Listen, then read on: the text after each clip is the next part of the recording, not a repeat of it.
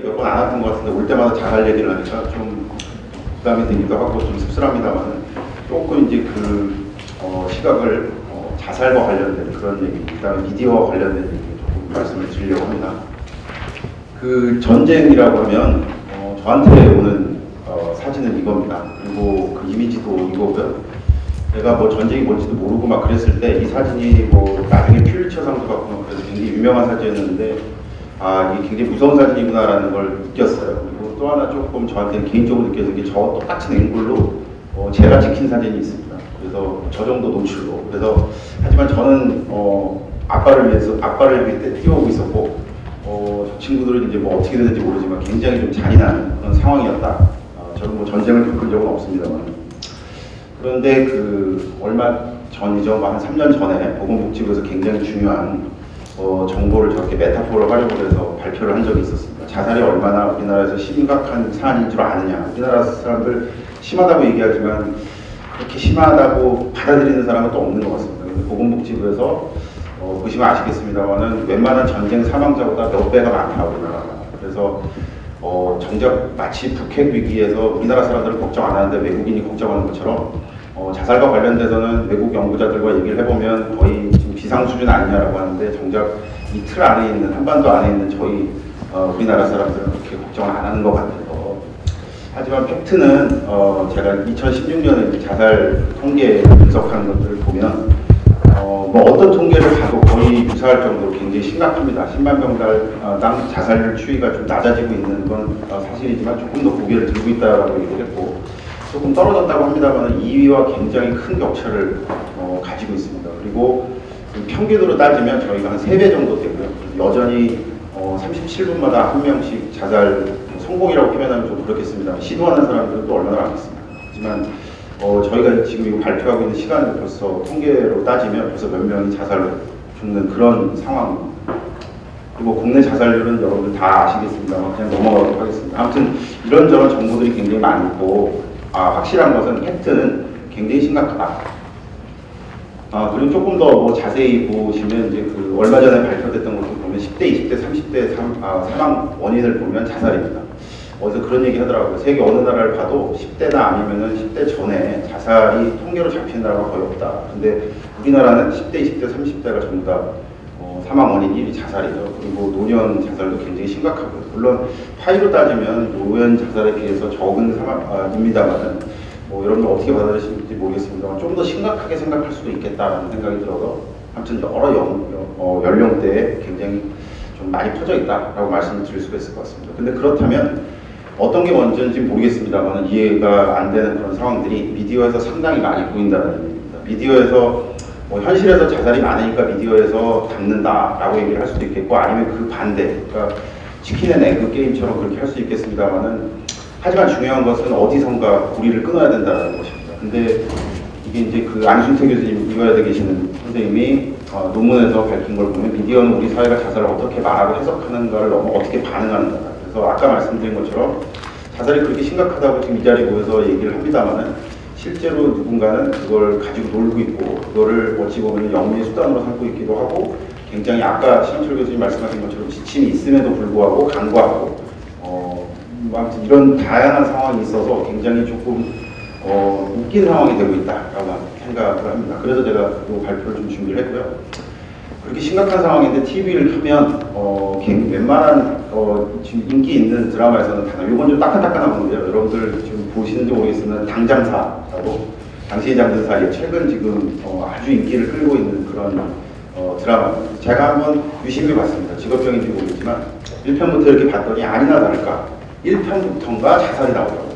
그래서 수지 저도 저의 아이돌이긴 합니다만은 어쨌든 저게 여기 보시면은 저 시간이 있으면 다 보여드리려고 했는데 어쨌든 수지가 자살하려고 하고 그거를 이제 그 이종석이 짜자잔 하고 나타나서 이제 구하는 겁니다. 근데 저게 이제 해서 자살신 비하인드 영상 그래서 유튜브에서 막 하는 걸 보면 저 제목부터 보시면 보는 사람 심장 풍했다는 수지 당잠사 추락신 현장 하고 하는데 자살 얘기를 하는데 어떻게 그렇게 낄낄거리고 웃고 있을까 라는 생각이 들어서 물론 모르겠습니다. 제작자는 너는 세상을 꼬아서 보느냐라고 하면 제가 할 말은 없습니다만 상당히 조금 저는 을신년스러운 느낌을 좀 받았어요. 왜 그러냐면 저 나이대에서 자살 원인을 살펴보면 자살 그 방법을 살펴보면 투신이거든요. 이게 근데 정확하게 저거를 이렇게 하면서도 자기네들끼리 뭐가 이렇게 재밌었을까라고 하는 생각이 들어요. 그래서 저도 약간 다혈질기가 있어서 가끔 가다가 저렇게 그 이제 언론사에다가 투고도 하고 그다음에 기자와 같이 이걸 논의해서 이렇게 얘기를 합니다. 그래서 자살과 관련된 얘기를 써서 뭐 예를 들면 작가들의 빈곤한 상상력이 자살을 부추긴다라든가 아니면 저 이평 기자님하고 같이 또 얘기도 하고 그래서 저걸 막아야 되겠다. 이게 조금 비정상적이지 않느냐라고 하지만 참 안 바뀌어요. 안 바뀌기도 하고 아까 말씀드린 것처럼 조금 이따 제 그 연구 결과를 좀 보여드리겠습니다만은 웬만한 그 골든타임에 나오는 드라마에는 대부분 자살을 그냥 뭐랄까 그 막장의 그 어떤 그 심벌처럼 그렇게 그냥 다 아무 생각 없이 그냥 하나 정도는 그냥 꼽아 놓습니다. 그러면 그 뭐 분당 시청률이 이렇게 올라간다고 하더라고요. 그러니까 뭐 참 난감합니다. 아니나 다를까 좀 찝찝한 것은 그냥 그 성인들이만 보는 것이 아니라 청소년들이 노출되는 분명하고 골든타임에도 이렇게 1편, 2편에서 나오는 자살 장면이 너무나 많다. 그래서 여기 보시면 더 위험한 것은 자살을 단순 소재로 치부하고 그 다음에 저희 지금 이제 그 시청 시간을 나누고 시청 때 그 시간별로 뭔가 이렇게 규제를 두는 것은 의미 없습니다. 아시겠습니다만 뭐 VOD 그 다음에 보고 싶은데 다 보는데 그게 무슨 의미가 있겠습니까? 그래서 이런 것들이 문제가 될 것 같고 그 다음에 또 하나는 웹툰을 열면 더 심각합니다. 보시면 뭐 그 자살과 관련된 얘기가 그 테마, 그 제목에 있는 경우도 굉장히 많고요. 그 다음에 저렇게 귀여운 캐릭터가 떨어져서 죽고, 그 다음에 번개탄 자살도 하고, 번개탄 자살은 사실 뭐 예전에 그런 얘기를 하더라고요. 이게 참 외국에서 그 발표를 하려면 번역하는 걸 번개탄을 어떻게 번역해서 해야 되냐. 그래서 차콜이라는 이름이 나옵니다. 그래서 외국 연구자가 차콜로 어떻게 자살을 하니, 뭐 바베큐 뭐 이게 하니만 하는데 한국에만 있는 그런 문화입니다. 그래서 참 쉽지 않아요. 그래서 제가 이런 연구를 한번 해봤습니다. 그래서 작년 5회 했고, 그 다음에 데이터 하나 나왔고, 그 다음에 지금 논문을 쓰고 있는 단계고요. TV 드라마 웹툰 속 자살 콘텐츠 실태 한번 봤고, 그 다음에 영향력에 대해서 빠르게 말씀드리도록 하겠습니다. 미디어가 자살에 미치는 영향 아시겠습니다만은 그 진짜로 영향이 있는지를 알려면 회귀 분석이나 구조방정식을 돌려서 진짜로 얼마나 퍼센티지가 있는지를 알아봐야 되는데 중요한 것은 종속 변수를 대답해 줄 사람들은 전부 다 하늘에 있기 때문에 이게 참 연구를 진행하기가 쉽지가 않습니다. 그래서 코세 임팩트와 관련된 연구를 하기가 쉽지가 않아서 조금 간접적인 연구들이 많이 있는 것들이 사실 그래서 뭐 저도 했고 우리나라에서 그렇게 많지는 않습니다. 다양한 연구자들이 어쨌든 미디어가 자살에 영향을 미치는 것은 맞다. 특히 어떠어떠한 연령대 그리고 어떠어떠한 정신 수준과 관련된 건 분명히 있다. 그리고 미디어 민감성 우리나라가 거의 세계적 수준이기 때문에 베르테르 효과도 상당히 심각하다. 아시겠습니다만 그 최진실 씨 돌아가신 다음에 이렇게 되었잖아요. 그것도 뭐 인기도별로 안재환 씨 돌아가셨을 때 이렇게 되고 최진실 씨도 이렇게 되고 이게 또 돌아가셨어도 인기에 따라서 막 이런 것도 파급 효과가 있는 참 슬픈 현상이 좀 있었고요. 제가 이 연구를 시작한 것은 아까 신영철 교수님 말씀하셨습니다만 자살보도 공고 기준이라는 건 있습니다. 여기 공개자들도 계십니다만은 근데 문제는 드라마 및 웹툰 뭐 이런 게 훨씬 심한데 그거에 대한 지침은 전혀 없습니다. 사실 이런저런 이유로 만들기도 상당히 어렵고요. 그래서 그렇다면 어떻게 할 것인가? 그렇다면 그 심각한 것부터 일단 얘기해놓고 그 다음에 복지부에다 얘기해서 어떻게 정책화해야 되는 게 아니냐라는 생각에서 연구자로서 한번 해봤고요. 일단 말씀드리면 제 연구에서 두 가지를 했습니다. 첫 번째는 내용 분석이고 그 다음 설문조사였습니다.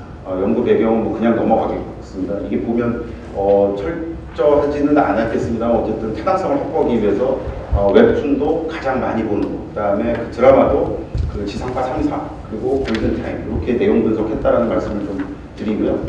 그리고 웹툰과 관련돼서 왜 심각한지에 대해서는 그 스물스물 문제 제기를 하는 언론이 지금 일어나고 있습니다. 어쨌든 뭐 그 웹툰이 지금 거의 무방비 상태잖아요. 뭔가 규제를 하기도 쉽지 않고 그다음에 규제를 하면 또 가만히 안 있겠죠. 표현의 자유라는 굉장히 큰 무기가 있기 때문에 상당히 쉽지 않습니다. 저도 이렇게 간담회를 해보면 분위기 삽시간에 험악해집니다. 당신이 이렇게 나오면 참 쉽지 않은 어떤 그런 토론이 됩니다. 내용 분석은 말씀 아까 잠깐 드렸습니다만 총 70개 드라마 거의 전수조사죠. 그래서 일정한 기간에 SBS, KBS, MBC 드라마 했고 그 다음에 모니터링으로 이건 뽑아서 진행을 했다는 말씀 드리고 이건 작아서 보이진 않습니다만 드라마 리스트 이렇게 있고요. 그래서 소위 그거에 맞췄습니다. 드라마를 제일 많이 보는 시간, 그 닐슨 미디어 리서치에 의해서 가장 많이 보는 시간에 가장 안방에서 노출되는 그 드라마들을 분석했다는 말씀을 좀 드리고요. 웹툰도 마찬가지로 아까 그 네이버가 있고 다음이 있습니다. 네이버가 압도적입니다. 아시겠습니까? 그래서 네이버 웹툰을 선정을 해서 저걸 뭐 다 할 수는 없으니까 목적적 표집에 의해서 분석했다는 말씀을 드리고요. 그리고 좀 낯선 제목이 낯선 분들도 계시겠습니다만 뭐 이별만화 완성도라든가 저게 이제 그 소위 말해서 인기 웹툰이 되겠습니다. 그래서 이런 웹툰을 분석했다, 모든 회차를 분석했다라고 말씀을 드리고요. 그리고 이제 내용 분석 신뢰, 이게 이제 서로 타당성을 확보하기 위해서 했다라는 말씀을 좀 드리고, 이제 뭐 결론을 말씀드리면 벌써 결과 말씀드리면 이제 그 제일 많이 발견된 것은 SBS였습니다.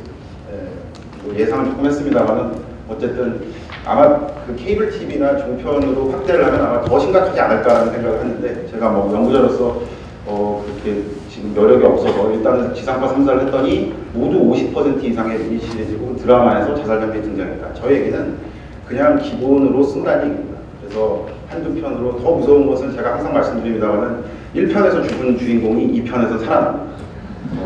그거는 뭐 나훈 교수님, 최국 박사가 계시니까 저는 너무나 잘 알겠습니다. 에디팅하면 끝납니다. 1분도 안 걸리는 작업입니다. 근데 성인 같은 경우는 다 이해되죠. 죽음이 뭔지도 알고 죽은 사람도 봤고 그 다음에 주고받는 사람도 봤고 울어봤고. 근데 청소년들은 모릅니다. 그러니까 헷갈리고 청소년들이 투신해서 자살하고 유서에다가 뭐라고 써놓냐면 내 장례식에는 저 인간 오지 말게 해주세요. 크크 하고 죽습니다. 그런 원인을 좀 찾아보면 코zen 이펙트를 밝히지는 못하지만 자살에 대해서 그렇게 심각하게 고관여적으로 생각하지 못하는 인간입니다. 그래서 아마 뭐 검증은 못하겠습니다만 드라마에서 1편에서 죽었다가 2편에 살아나고 다시 죽고 이거를 현란하게 왔다 갔다 하는데 어떻게 안 헷갈리겠습니까? 그래서 그런 느낌이 좀 들어서 굉장히 문제성이 있다. 아까 말씀드린 것처럼 SBS가 들으면 굉장히 화가 나겠습니다. 어쨌든 조금 압도적으로 높았습니다. 자살 장면이 굉장히 좀 많았고요. 그리고 조금 더 내용면으로 치고 들어가 보면 시간과 장소, 자살 도구 및 약품 저런 뭐 자살 도구 획득 경로 아까도 말씀드립니다만은 보도에는 자살 보도 공고 기준이라고 2013년에 나와서 언론계에 전달한 게 있습니다. 그리고 대부분의 기자들은 지금 지키고 있습니다.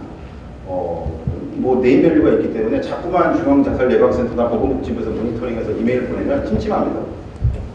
그런데 문제는 드라마는 누가 만들었는지도 모르고 그 다음에 휘발성이 있어서 그냥 잊혀지기도 하고 그래서 뭔가 체크하기가 참 쉽지가 않습니다. 저 시간과 장소부터 시작해서 자살 상황은 전부 다 자살보다 공고 기준에서는 하지 말라고 하는 겁니다. 그리고 실제로 보도에서는 많이 지켜지고 있고요. 실제 저희가 이제 코딩 시트라고 하는데 저거 보여드리면 뭐 굉장히 조금 저 용팔이 뭐 아시겠습니다. 굉장히 인기 있었던 드라마고 저희가 분석하고 뭐 같이 대학원생들이랑 했습니다. 여기 뭐 학생들 중에 와 있습니다.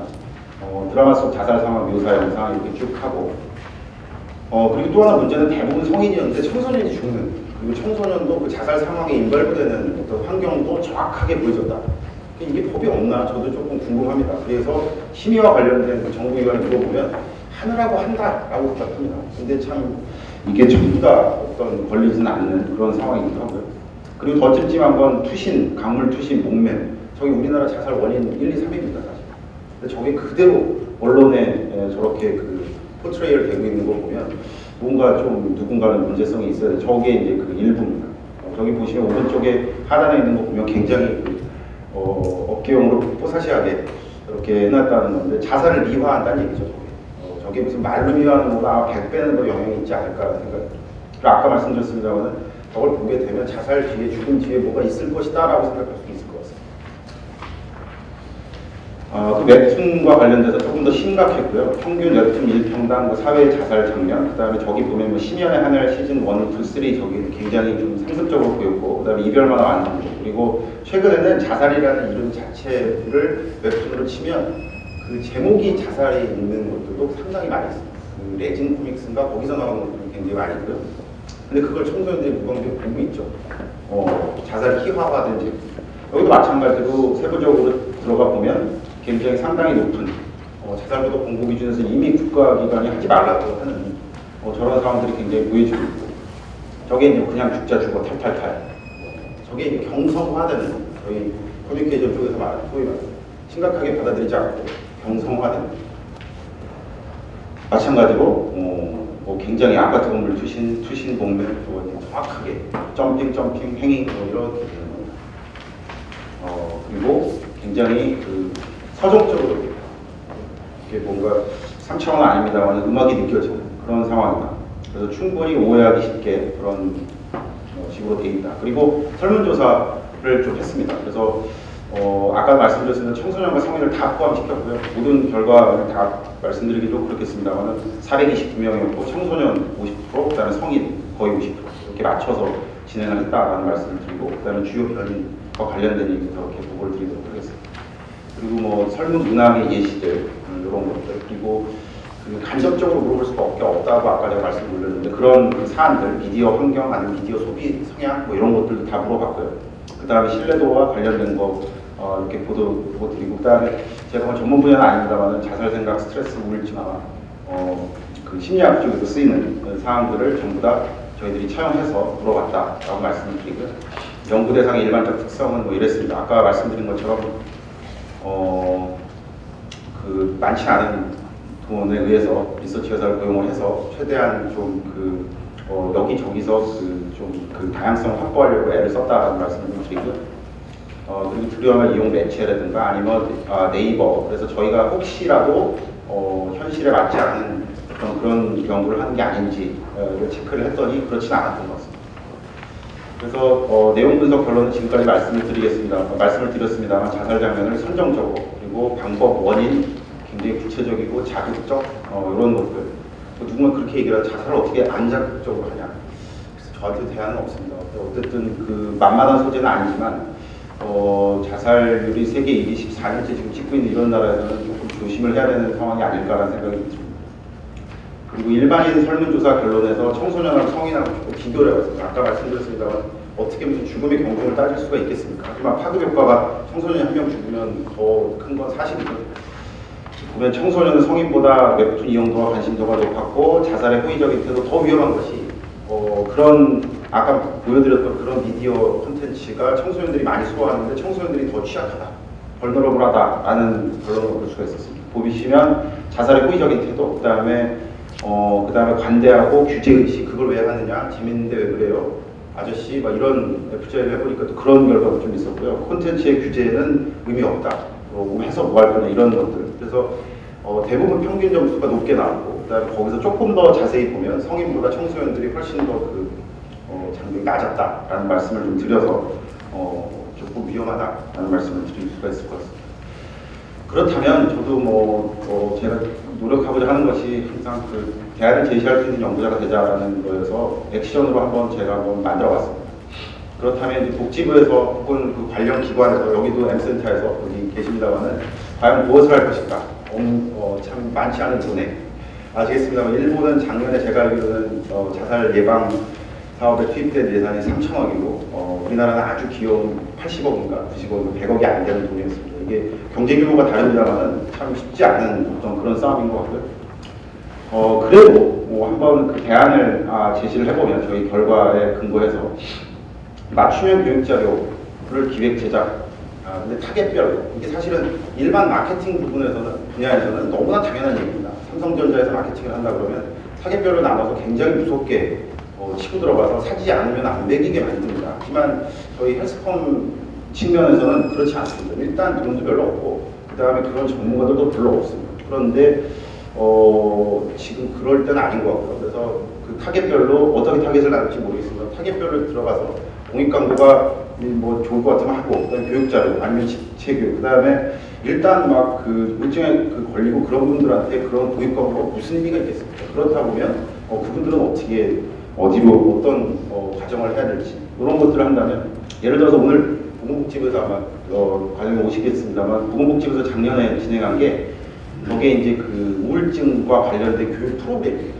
근데 이런 그냥 렉처는 아니었는데 김혜자 씨와 김병호 선생님이 출연을 하고, 그 다음에 이주영 선생님이 저걸 기획을 해서 영상물을 하나 만들었어요. 그런 다음에 그 각종 무슨 노인 단체나 여기다 쫙쫙 풀었습니다. 근데 그게 상당히 효과가 좀 있었습니다. 저것 때문은 아니었겠습니다. 노인 자살률이 떨어졌다고 이제 기뻐하시는 걸 제가 봤고요. 어쨌든 노인 자살에는 노인 자살에 맞는, 그리고 청소년 자살에는 청소년 자살에 맞는 이런 것들이 있어야 됩니다. 그리고 저도 외국에서 그 약간 그 학교에서 근무를 한 적이 있었는데 거기에 1학년 들어오면 미디어 리터러시가 1학점입니다. 그러니까 미디어를 어떻게 볼 것인가, 미디어에 있는 유해와 관련된 정보를 어떻게 해석할 수 있을 것인가, 이런 것들에 대해서 학점으로 한다는 얘기죠. 근데 우리나라는 없습니다. 성교육은 하고 나머지 교육도 합니다만, 중도교육도 약간 하는 걸로 알고 있습니다만 이런 유해 환경에 대해서는 전혀 얘기를 하지 않습니다. 그리고 두 번째는 카운터 마케팅이라고 하는데, 저것도 일단은 무슨 싸우자는 건 아니고, 저런 유해 환경이 굉장히 많으면 보건복지부나 M센터나 그런 건강을 걱정하는 주체에서 뭔가를 해야 된다는 얘기예요. 그래서 뭔가 퍼뜨려 놔야지 계속해서 저런 유해 환경이 많다, 그래서 제발 뭐 멈추어다오, 이런 걸 권고하는 것까지는 안 될 것 같다. 그래서 우리도 뭔가 한다면 그게 카운터 마케팅이다. 예를 들면 이것도 이제 그 보건복지부와 한국건강증진개발원에서 했던 건데, 기안84라고 여러분들 아실 겁니다. 기안84라고 그 웹툰 작가인데 굉장히 유명한 작가입니다. 그 친구가 자살과 관련된 예방에 관련된 웹툰을 만들었어요. 그래서 거의 제가 알기로는 약간 재능 기부 형식으로. 그런데 그게 막 탑으로 올라갔습니다. 그러니까 이게 상충하기 시작하는 거예요. 자살 관련 웹툰도 있지만 기안84가 만든 자살 예방 웹툰도 막 이렇게 되고 있습니다. 그러면은 청소년들이 어쨌든 약간 좀 섭취를 한다고 했을 때 조금 일방적이진 않을 거 아니에요. 그런 느낌이었고, 그다음에 또 하나가 벨테르 효과를 걱정하지만 그 반대에 파파게노 효과도 있습니다.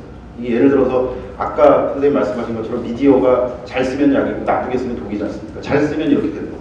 우아한 거짓말이라는 것은 자살의 어떤 굉장히 슬픈 부정적인 영향, 효과, 이런 것들도 다 그려준 영화로서 영향이 있었다라고 말씀드릴 수가 있겠고요. 그리고 제가 그냥 한번 붙여봤는데, SNS 자살 콘텐츠 윤리 헌장은 어떨까라는 생각을 했습니다. 아까도 말씀드린 것처럼 자살보다 공부 기준이 이미 있습니다. 그리고 기자들한테 전부 다 전달됐고요. 1년에 한 번씩 제주도 가서 사건 기자 세미나 합니다. 그러니까 기자들을 지키죠. 동반 자살이라는 말도 거의 잘 안 씁니다. 그 어떻게 동반 자살입니까? 제가 아들이 5살인데 제가 살기 싫다고 걔 죽이고 저도 죽이면 그게 동반 자살입니까? 제가 살인자지. 그러니까 그런 동반 자살이라는 말도 예전에 많이 썼는데 지금 안 쓰거든요. 그래서 이런 게 있는데 SNS는 없어요.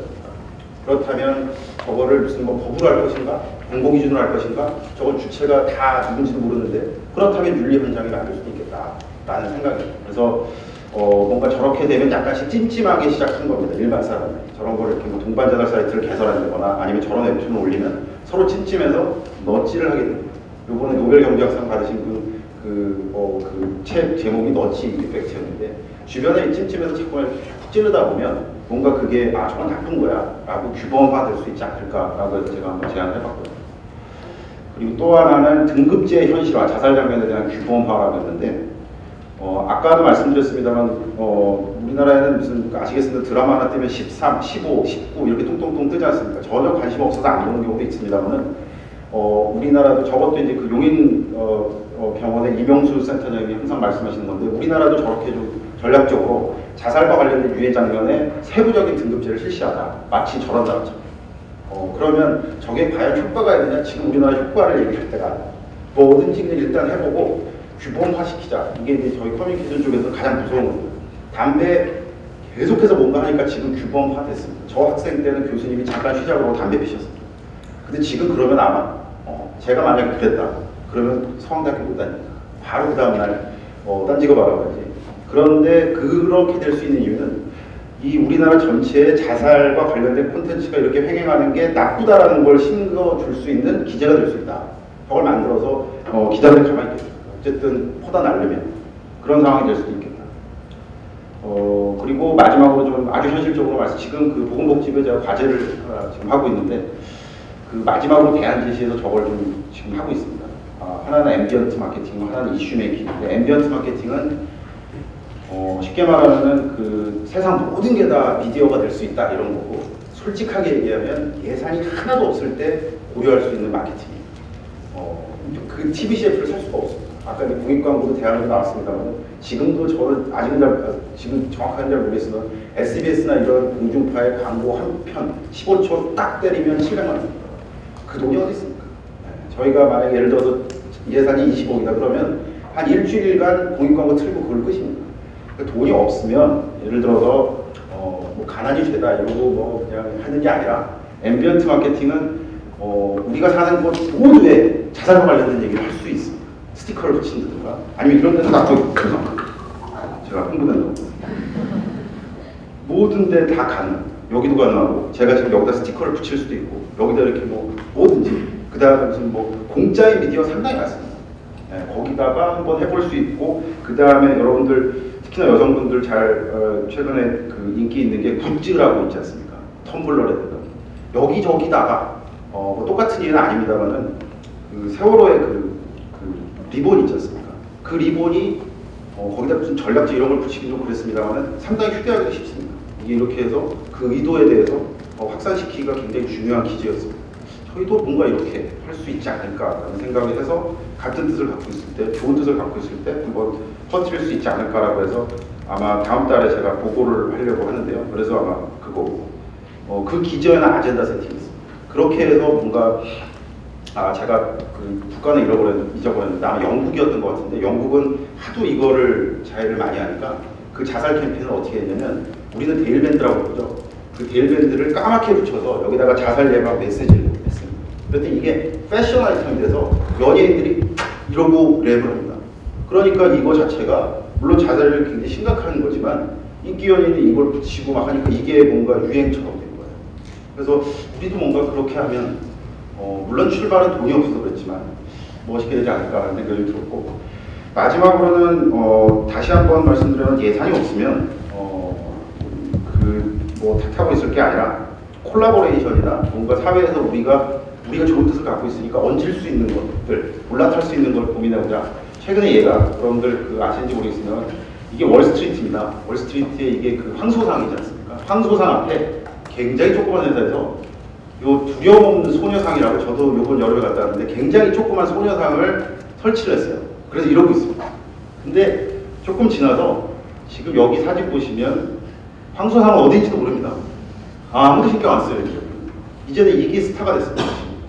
그래서 저희도 어찌 보면은 이러저러한 것이 있어서 콜라보레이션을 한다는 것은 너도 좋고 나도 좋아야지 오케이 합니다. 그렇다면 자살과 관련된 얘기가 진짜로 중요하다고 한다면 혹시 삼성에서도 오케이 할 수도 있고 아니면은 어디죠? 그 카카오 프렌즈 거기서도 할 수도 있고 아니면 야구단이 될 수도 있고 굉장히 중요한 어떤 마케팅 툴이 되지 않을까. 어쨌든 저희들의 목적은 전 사회에 규범화시키는 거라고 생각을 해서 그런 방법이 있지 않을까. 그리고 그럴 때가 됐다라는 말씀을 드리면서 끝내겠습니다. 감사합니다.